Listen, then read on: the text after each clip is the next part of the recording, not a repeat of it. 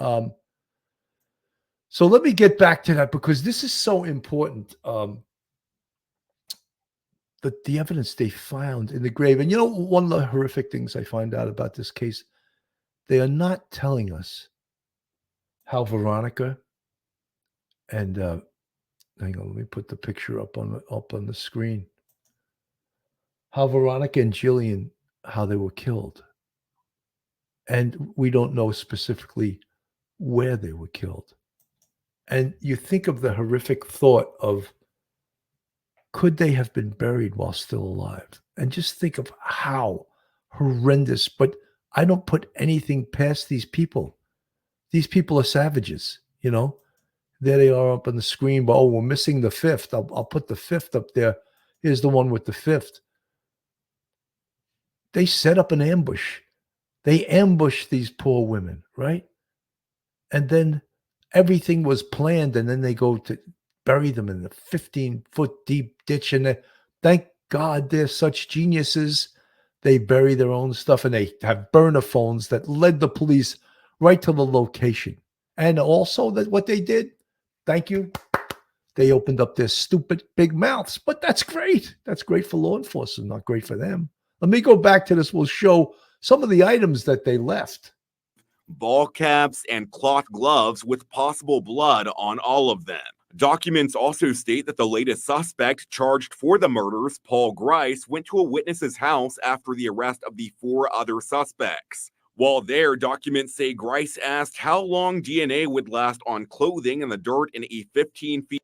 I love that. I love that. He's obviously not a fan of true crime, or he would have learned this. If he was a fan of Police Off the Cuff, he would have learned this, But instead, he doesn't know anything. He's uneducated. He's asking someone a question. How long does blood, the DNA evidence, last underground? What a rocket scientist. Wow.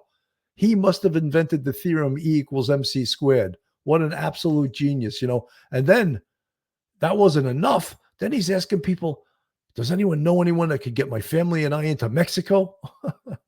Just jump in your car and drive, fool. But he's asking someone again.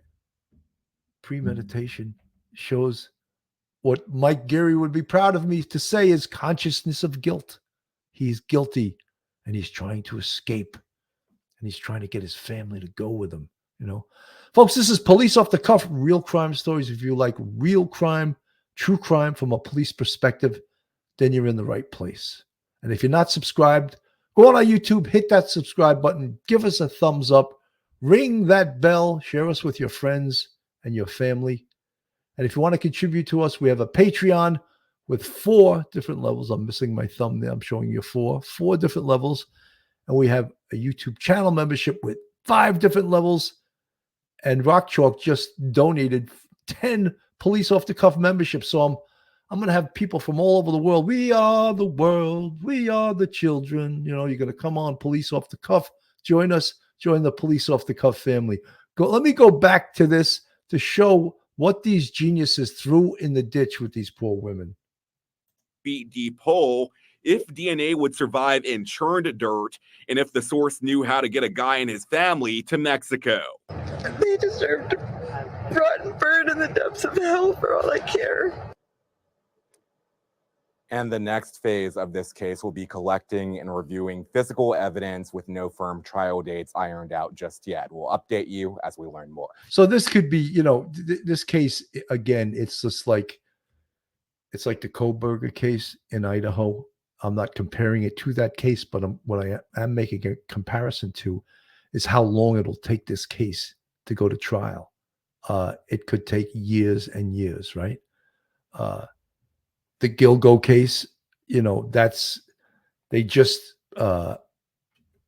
did another search warrant on Monday at Rex Schuman's house. That case is nowhere close to going to trial. So all these cases are very complicated.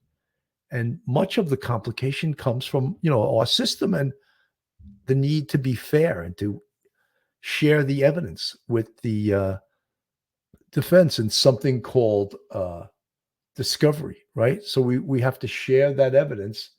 And in cases like this, it can take actually almost years to go through all this evidence. And you don't think that. But in this case, for example, think of all the evidence they have. Digital evidence. Some of the most important evidence is digital evidence, right? What does that mean?